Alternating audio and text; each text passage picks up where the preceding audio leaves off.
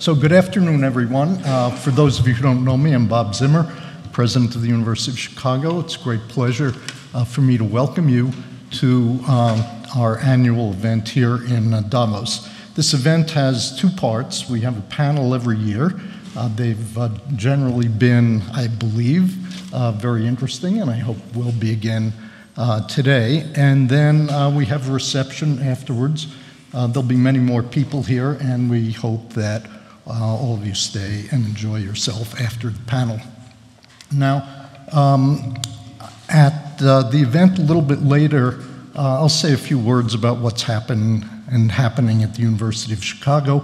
I'm not going to do that right now so that we can go right into this discussion, but I'm now going to sit down and ask Mba Program, who is the Dean of the Booth School, to come up and say a few words and just quickly introduce the panel.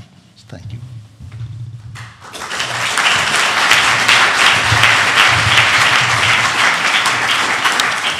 Thank you. Thanks, Bob. Good evening, everyone.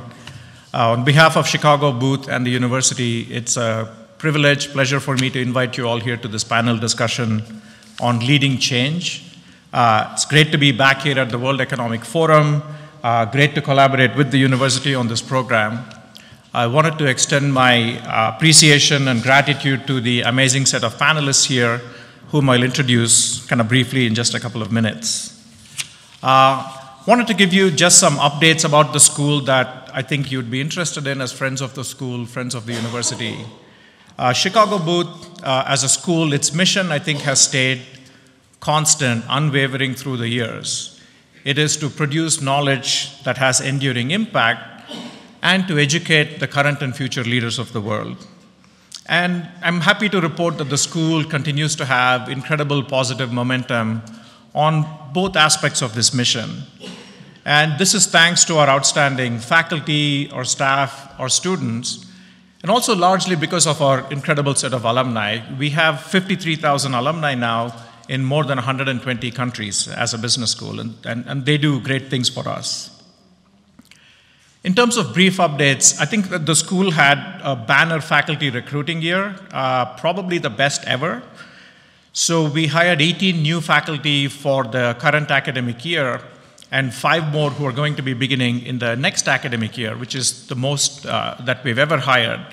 And these were in the most competitive academic areas: economics, finance, marketing, and so on. And we did phenomenally well at the junior level, but also made some key senior faculty hires. And the one that I'll mention in particular is our recruitment of Senthil Mullainathan from Harvard University. Senthil, winner of the MacArthur Genius Grant for his work, has done incredible work in a wide variety of areas, including poverty, finance, behavioral economics, and machine learning.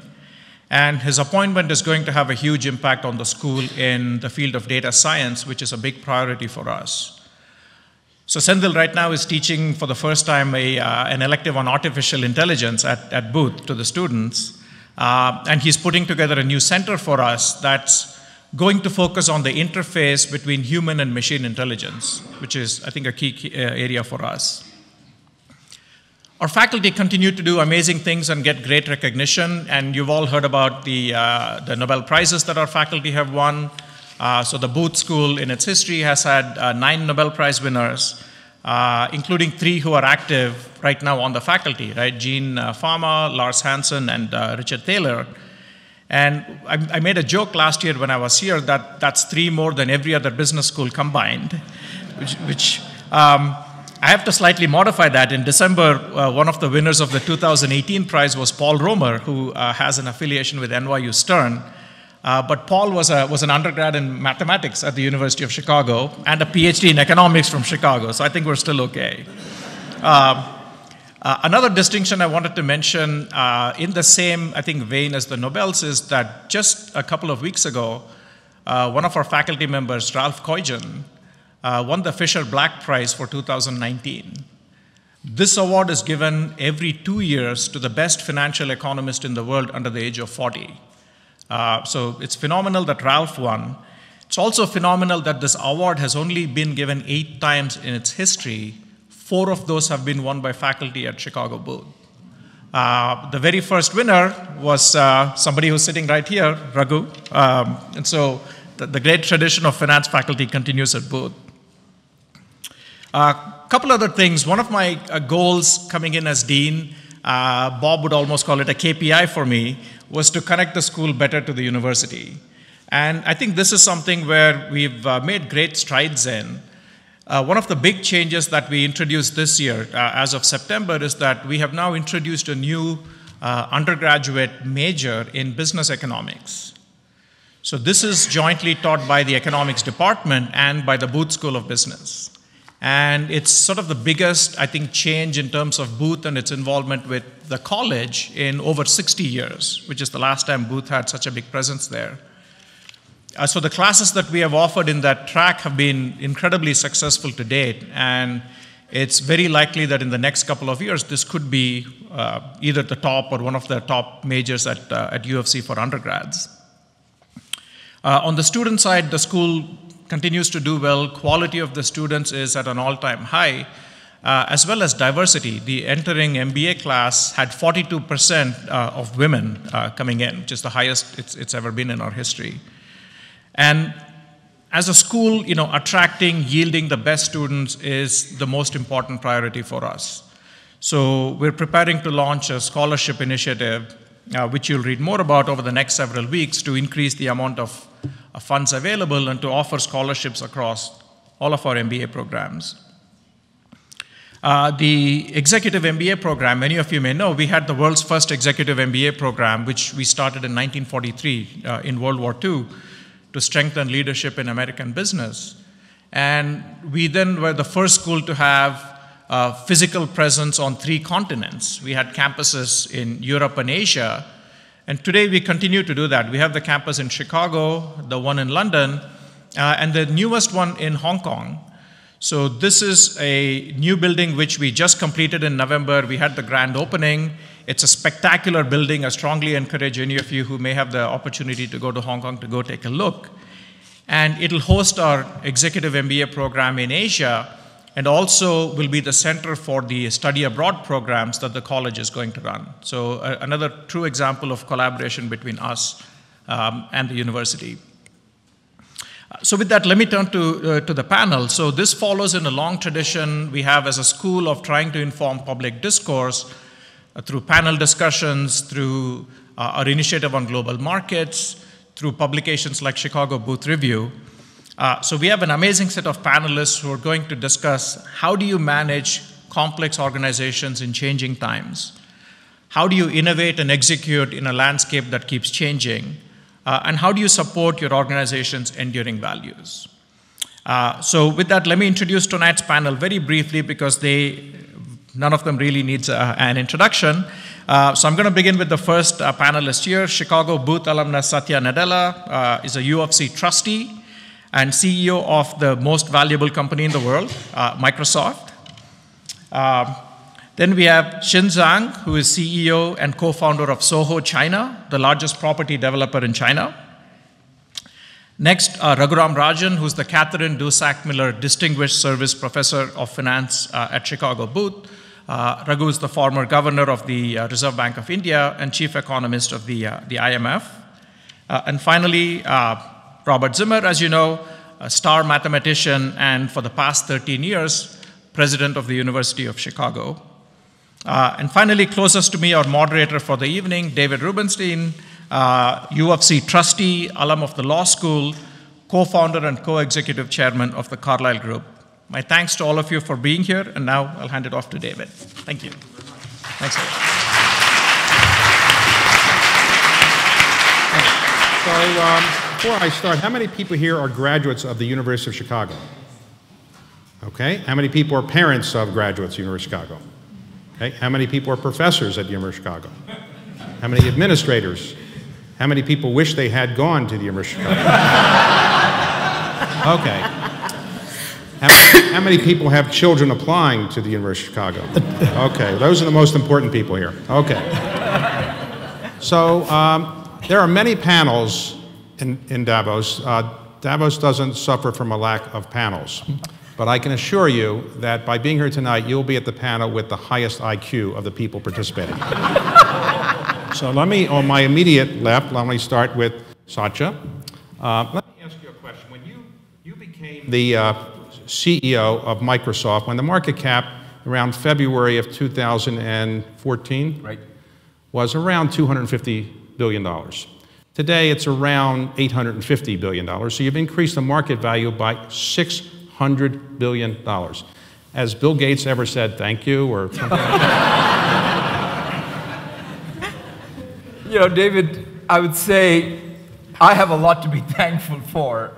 But quite honestly, it's been one of the greatest privileges of my life, having worked now for 27 years at Microsoft, to get that platform, to be able to do what I love doing. And even though maybe Bill Gates has not said thank you, he enabled that journey, so I'm thankful for that. But you realize if you were in the private equity world, 20% of that $600 billion would be yours. So. You should be on my comp committee. Right? Yeah. Okay. So, but to be very serious, what was it that you did that transformed a company which was already very good, but not now the most valuable company in the world? What did you actually do?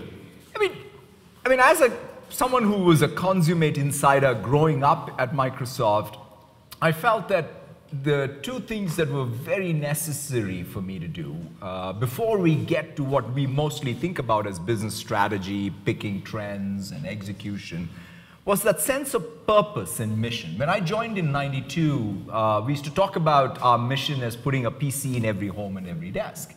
And literally by even the end of the 90s, we had more or less achieved that, at least in the developed world. And since then, we always had this identity challenge, which is what's next? What's really our mission? And I realized that what we used to articulate as our mission was an audacious goal, but was not the real mission. And so I went back, in fact, to the very origin of the company. Bill and Paul created a company that basically was tools for developers so that they can create more technology. And I felt like that's our true calling, so to speak. And so I focused on that sense of purpose. In a world in 2018, 2019, you really are, every company out there is a software company. So if the market in 1975, Bill thought was big for software developers, 2019, it's big. And that's what we've done, which is get back focused on what we do well and be proud of it, not be envious of others' success. And then had to change the culture. I used to always joke at Microsoft that, you know, we had a great gift in that we had Bill. We also had a challenge that there were 100 other people roaming around Microsoft who thought they were Bill Gates. And so we needed to move from being these know-it-alls to learn-it-alls. And these two things, I would say, have been a big part. But when you go to your annual meeting, you must get a standing ovation, right? They don't give you a standing ovation? No. There's mostly a lot of questions that are critical of what we've got wrong. Okay, all right. Well, Shynn, you have a very interesting background. You're born in China.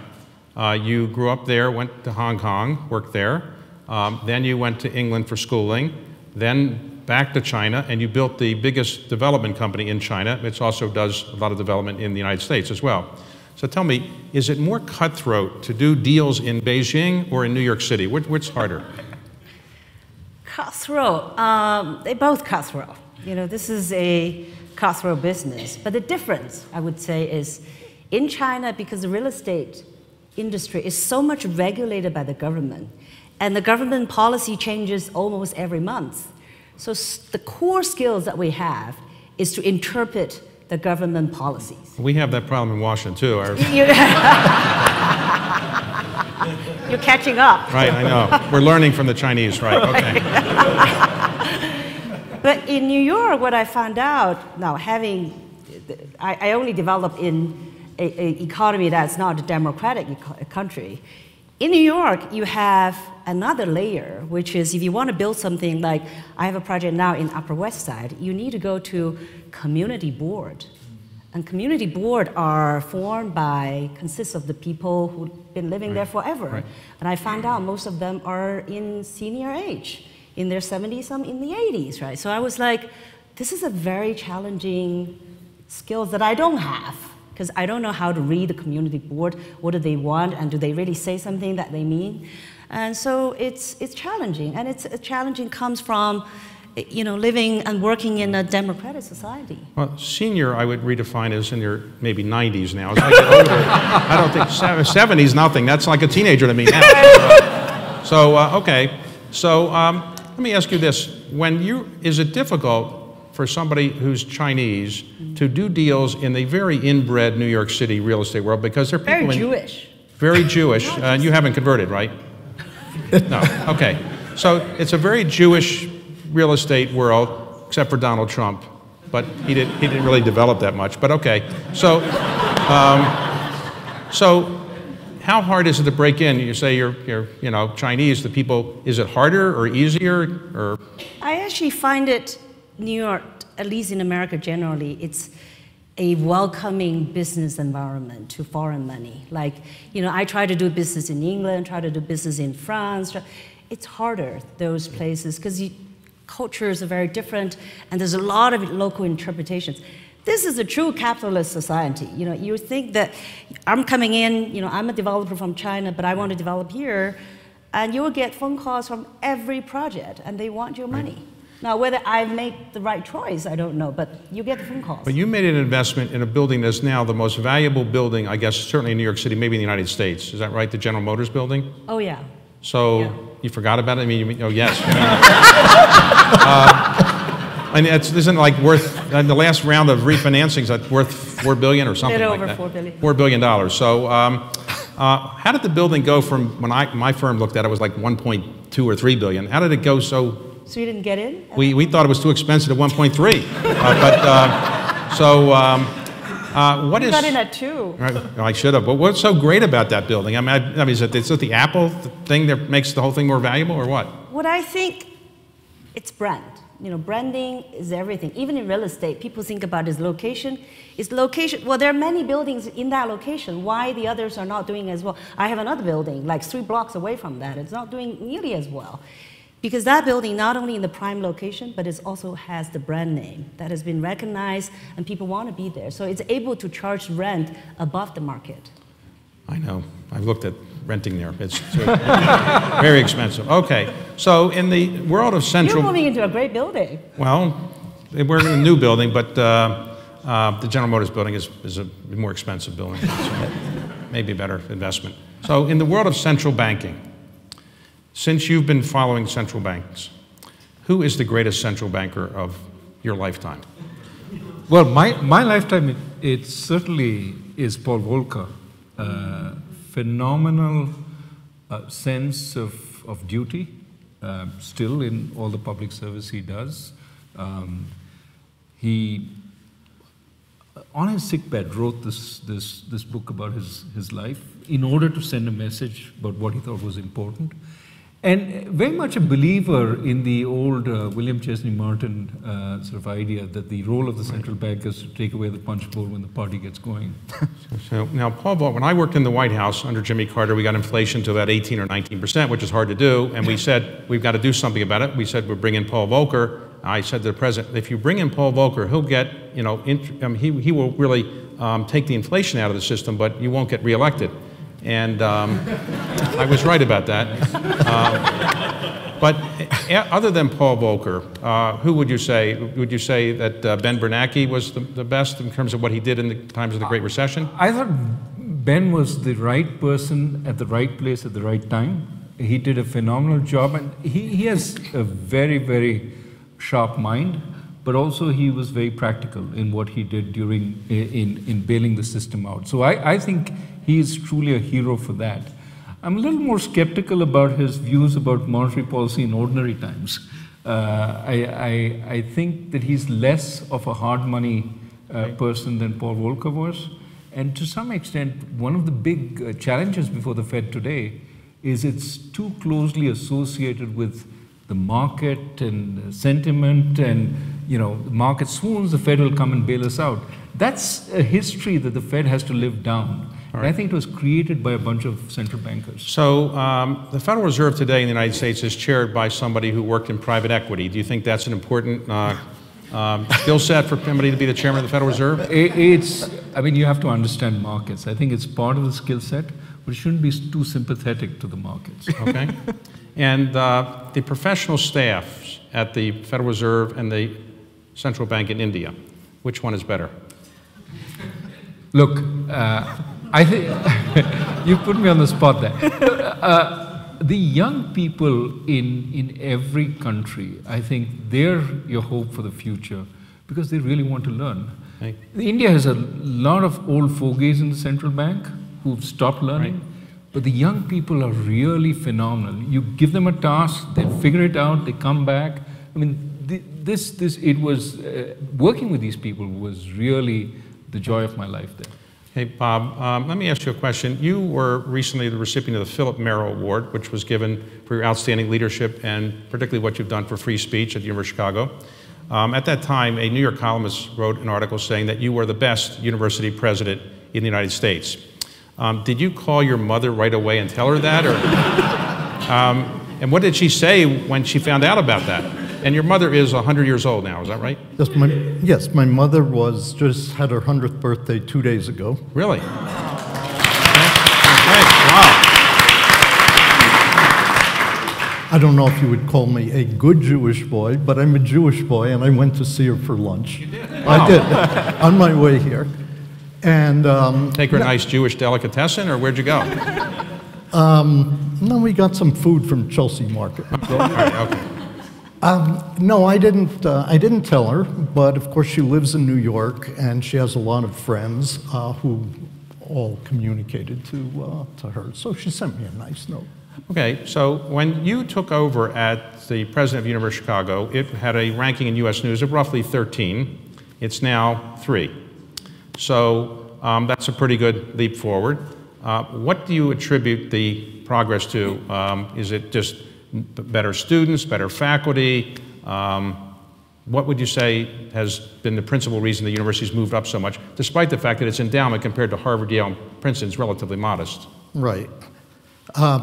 Interestingly, it was very interesting to listen to Satya describe his perspective on Microsoft. So I'll describe this in a way that I think is how I felt about the whole thing, which will have some resonance with what Satya said. So I've been at the University of Chicago for a long time, and so when I became president, I was able to reflect with a good deal of experience. And what I believed and how I would articulate the situation for the University of Chicago is that it had a absolutely fundamental set of enduring values and belief in these values, which had to do precisely with the importance of sustained intellectual challenge, rigorous inquiry, the free expression that goes along with it, and that this needed to inform absolutely everything that the university took on. And you look at every school, everybody who's had any experience with the university, that is a core experience they had. So you have these enduring fundamental values that have been an enormous strength for the university, but then you need to ask the question, how are these values being manifest now? Are they actually being manifest with enough ambition, reflecting what I would say is a non-complacent view of what a university should be doing? Were they being addressed with a level of outward view and outward engagement, or was there too much of a sense of complacency of we were great last week, we're great this week, therefore we'll be great next week? So I think the effort was to take every piece of the university and say we can actually build on the enduring values of the university in a way that's relevant for today and do way better. Okay. And that's what we did. Okay, so do you worry about this? Now you became president in 2006, is that right? Yeah. And the board has asked you to stay until at least 2022. Yeah. Is that right? So at least 16 years you'll have done this. But do you worry that you're going to be so well known for the free speech efforts that you've made at the university that might trump all the other things you've done because you get so much attention for that, but people don't pay as much attention to the other things? Do you ever worry about that? No, I don't. No. Seriously, I would say that that I'm not really all that worried about legacy issues and what people think. That time will go by. At some point, I won't be president. There'll be other people doing it, and the real question is, what have you actually left, not what people are thinking about. So for me, the question is getting things done and getting a lot done, leaving as much as I can, and leaving the core values of the university intact and enhanced. And what people say about it afterwards, sort of. So you are an expert in geometry. You are a mathematician, expert in. You came up with something called a Zimmer theorem, I guess. Is that theorem? Well, there's a program, there's a conjecture. Conjecture, okay. So somebody recently solved it. Yes. So could you explain in like 2 sentences what they actually discovered that you actually came up with? 2 sentences? Well, maybe 3 or 4. Well, the program is really about trying to understand the relationship between symmetries and geometry or topology. So the question was, what's the, if you look at spaces in various sorts of dimensions, what are the possible symmetry groups? And there were some very clear conjectures that I made about that. And one that in particular, I never went to sleep without thinking about this for 5 years. And so it was a great relief to become president of the university. So I could stop thinking about it. But now that one piece of that so you were sleep deprived for 5 years, I guess. Yes. So, okay, and Satya, let me ask you back to Microsoft.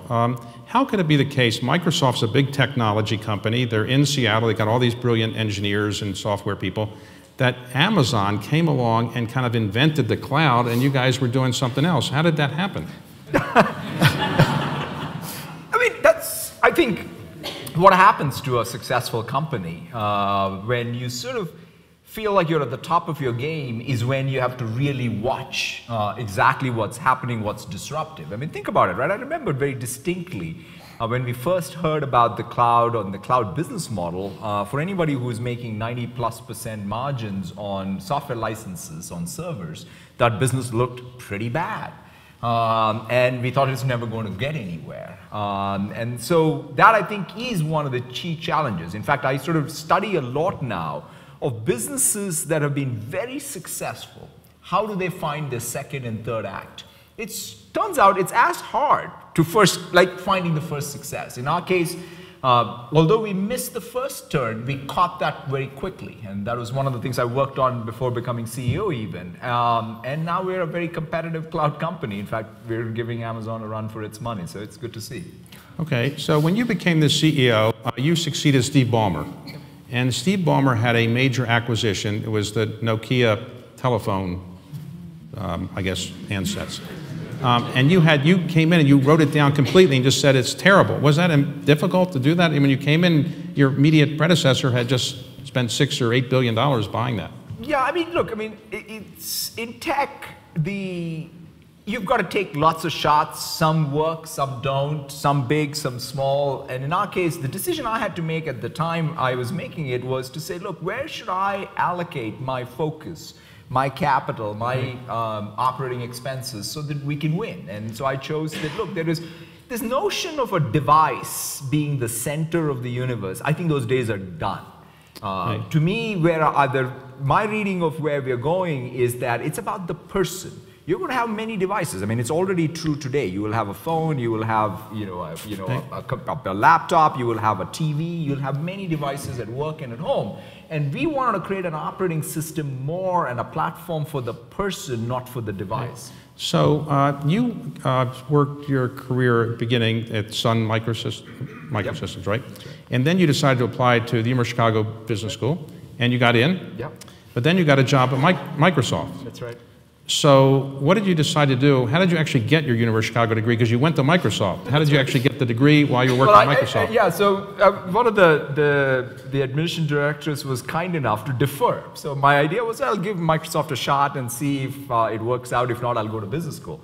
And during that period, the guy I was working for convinced me, saying, hey, you're going to come back here after business school. Because my original idea was to become an investment banker, by the way. Well, that's the highest calling of mankind, private equity. Yeah. And then I realized that, man, I'm not cut out for it. So therefore, I decided that I'll stay at Microsoft. And luckily enough, I was able to do this crazy thing of fly to Chicago and complete it. And so, lo and behold, I got both the things done. Wow. So you've written a really interesting book about your life, and I wouldn't mention it, but the fact you wrote about this in your book. While you were doing that, you also had to deal with your son, who had a congenital birth problem. You might describe what it is and how you handled that throughout your life, and he's still living with you and your wife. Is that right?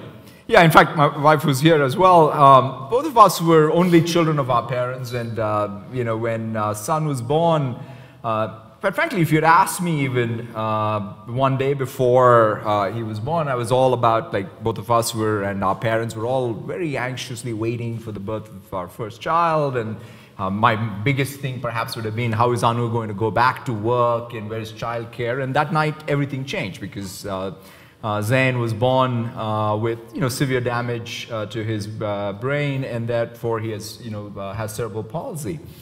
And quite frankly, I struggled with it for many, many years. It was actually looking and seeing Anu and how she reacted. I mean, I remember her driving up and down Seattle, trying to give Zain his best opportunities, whether it was speech therapy or occupational therapy, is when I realized that, first of all, nothing happened to me, but something had happened to my son, and I needed to do my job as a father.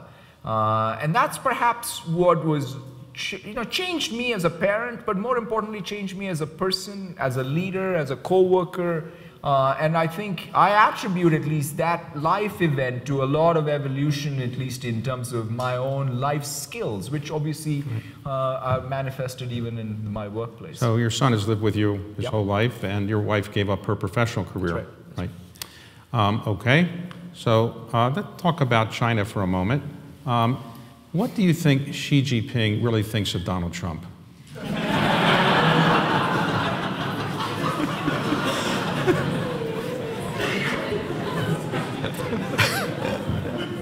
That's a tough one. Well, you know Xi Jinping. You've met him, I assume. I met him briefly. So tell us about him. Is he a dynamic person? He's very smart. What motivates him?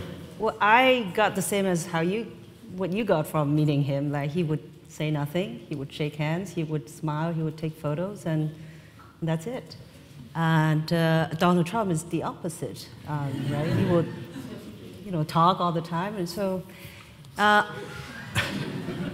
I think that, look, I don't know what Xi Jinping thinks about Donald Trump, but I know that one thing is China generally believes that the rise of China is inevitable. And along the way, we will meet a lot of resistance. And the biggest resistance now is coming from Donald Trump. Maybe not personally, but he managed to, you know, rally and build around him, and then build a consensus in America, among business, academic, you name it, government, left and right, and both parties, to think that China is a challenging rival. So this is, you know, in the eyes of a Chinese, and especially with the public, this is not just Xi Jinping, right? Now, recently, all eyes are on U.S.-China trade talk. And you probably follow the news that we have a very high-profile company, Huawei's CFO, was arrested in Canada.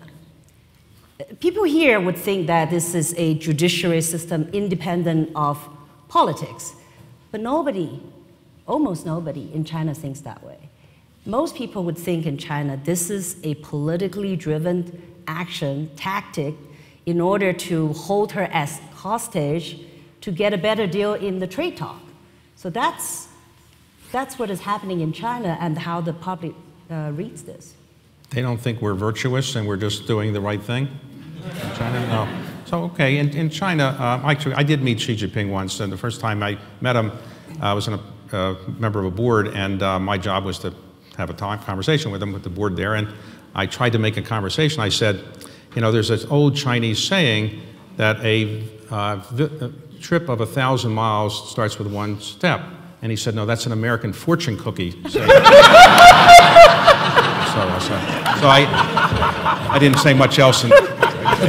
So today, would you think that the Chinese economy is slowing down? Growth last year was about 6.6%, I think it was, which is the lowest since 1990, I think.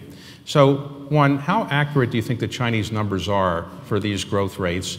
And secondly, do you think that China is slowly going lower and lower in growth rates, or do you think it can ever get back to 7 or 8% growth? Look, no one really understands how accurate these numbers are, but for sure it's slowed down. That is for sure. The trend is slowed down, and you can see that the government's policy, economic policy, right away changed, reversed. You know, up until middle of last year, it was, you know, containing debt was the main economic policy. Government was worried about the debt crisis, so we as a company with, you know, AAA office buildings in Beijing, Shanghai, almost had a hard time refinancing our projects.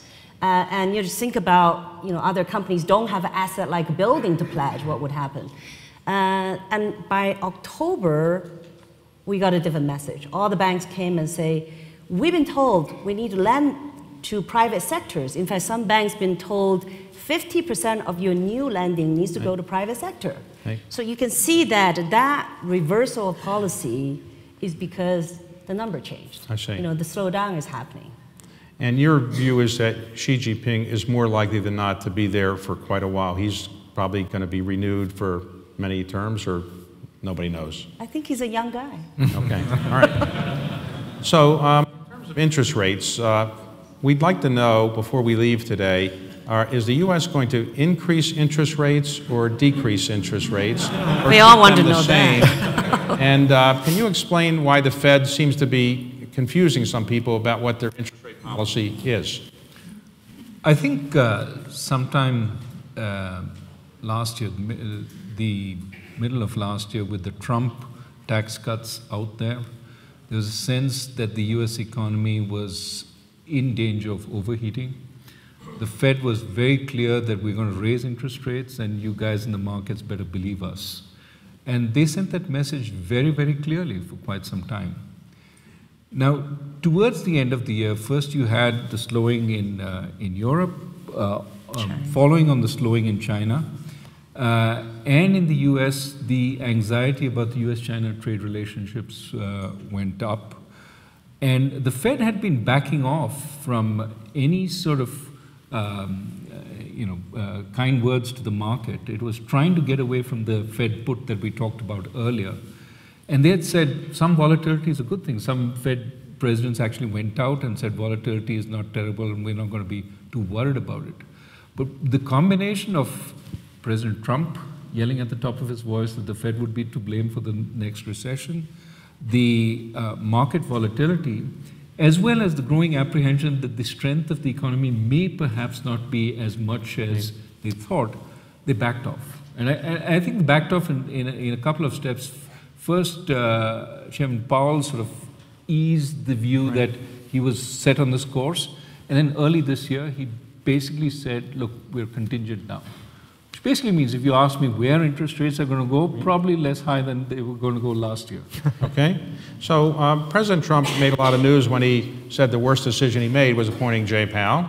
I don't know if he really meant that, but he said that at one point. And he was saying the Fed should do certain things, lower interest rates and so forth. Did you ever have that problem in India, where people said, well, you're raising interest rates too quickly? Look, our problem was inflation was high, we had to bring it down. So it was close to 10% when I came in. I left at 5%. How do we bring it down? I think it was repeating again and again, we're going to bring inflation down, come what may. Now that was important, but it was also it was important to say it in public, because there's a tremendous amount of pressure on the central bank, both from industry as well as from the government. Hey guys, why do you want to keep interest rates high? Why not bring it down a little, give some boost to growth? That's always the mantra. And we didn't have an independent central bank in the sense of, we created, just to end that, we created a monetary policy framework, which eventually we've moved to a committee. All that helped. That essentially has been quite important in keeping Indian inflation low. So it's a process. So who has a bigger egos, central bankers or Nobel Prize winners, in your experience? Depends. Okay. All right. Okay, Bob, let me ask you, at the University of Chicago, when I was in the law school, and I graduated in 1973, I think the University of Chicago undergraduate part of the university admitted roughly 50% or maybe 60% of the people applied, and they had relatively few applications compared to what they have now. What did you do with others who helped before you a little bit as well to get the application process such that you have 40,000 applications or something like that, and you're accepting 6 or 7%? What did you actually do?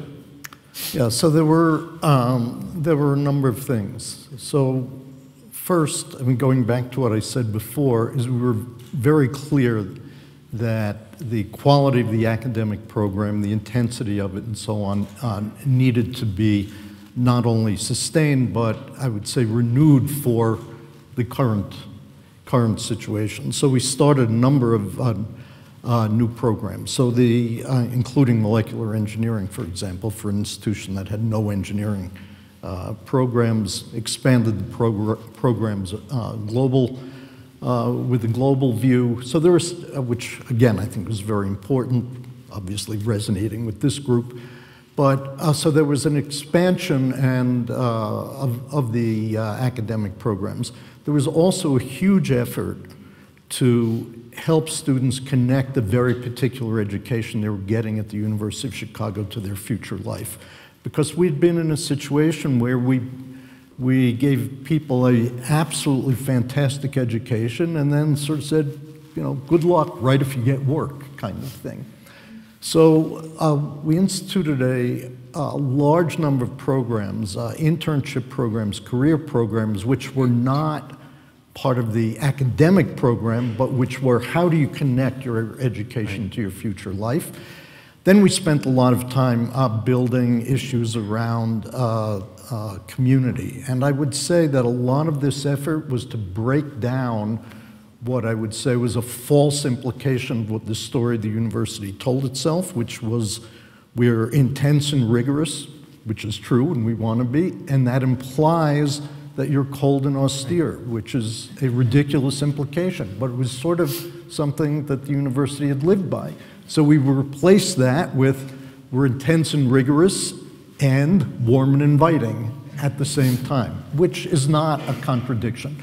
And then we had to get somebody who knew how to talk about the university, and that was Jim Nondorf, who is so much better than everybody else in his business. When you go to dinner, let's say you're downtown Chicago or wherever you might be having dinner in New York or somewhere, do people come up to you and say, my child or my grandchild really would deserve to get into the University of Chicago and maybe you could help them, here's the resume or here's the, you ever get any of those? Almost. Right. I get a lot of that, but they usually don't carry the resume around, but they'll say, I'll send it to you. Okay. But yeah, there's a lot of people who... So is there any truth to the rumor that if somebody gives to the University of Chicago Capital Campaign, they have a chance of living longer and eventually going to heaven?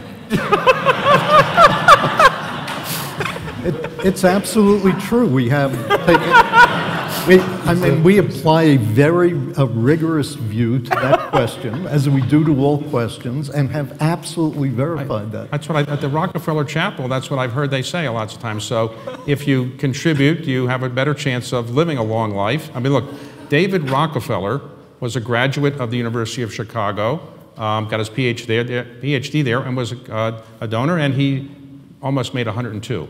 So there may be something to that. So finally, we wrap up. What is the greatest pleasure of being the president of the University of Chicago, and what's the least pleasurable part of the job, other than panels like this? Well, I would say actually the greatest pleasure is to me is and a slightly peculiar thing to say, but is actually seeing the integration of these disparate parts into a whole that has a big effect on people's lives in multiple and very different sorts of ways. And just the moment one sees, particularly somebody from a financially disadvantaged background, and you're able to give them fellowships with no expectations of debt, and talking to their parents who are kind of astonished that this opportunity arises, is it's an extraordinary feeling, as is sort of watching the emergence of these phenomenally accomplished faculty member. And all these things are happening at once inside this integrated whole. Okay, final question. Are we going to a recession in 2019 in the United States? A recession, yes or no? Who, me? Yes. You want a yes or no? Or you want a... Well, it's one or the other. I don't know what else it could be. It's either happening, one of the two. Look, it's anybody's guess. Underlying. I could have said that. I mean, you're like... Look, I tell you, the worst thing in the world in being an economist is people expect you to have an answer to that question. Well, okay, so you're not going to... Look, we're doing... I would put a high probability of not having a recession. But there's so many uncertainties. What happens if we continue this trade war for another 3 months, 4 months, 5 months? Well, we could drive the economy into recession. So this is a problem. Using the R word is always a problem, because when you say it could be a recession, the newspapers make a big deal of it. And when I was in the White House, Jimmy Carter's inflation advisor said that he thought we were going into a recession in the year that Carter was running for re-election, 1980. Carter called him into the Oval Office and said, look, never use the R word. It's killing me when you say we're going to go recession in the re-election year. He said, well, I'm an honest person. What am I supposed to say? He said, just don't use the R word. From then on, Fred Kahn said, I think we're heading into a banana. And he used the word banana, and nobody would put that in the headline, so that was what he used. So you don't see any bananas on the horizon either, right? Yeah, we're heading into a banana. Okay. So if I want to buy an apartment in New York, is this a good time, or should I wait a year because the prices will be coming down? You should wait. Wait a year. Wait a few more years. Few more years. My project will be on the market. Okay. All right. What about if I wanted to buy an apartment? It'll be the best location, and I'll give you a good discount. Okay. Will you finance it as well? Yes. All right. Well, I'll call you right afterwards. So today, Microsoft stock has been spectacularly successful. And I missed the run-up, but if I bought the stock today, would I be happy in a year? You'll always be happy, David. Okay. Well, I don't know, I'm Jewish, I'm never always happy. Okay, so, thank you. So, thank you so much.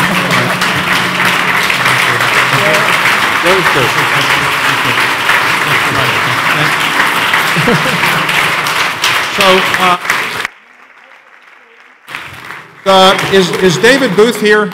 There he is, David. David Booth is a person who is going to heaven, for sure, because he made the biggest gift in the history of the university. Thank you very much. It's named Booth School because of David Booth. David, thank you for that terrific gift, and thank you for coming here and everything you've done for University of Chicago. I'll tell you one little...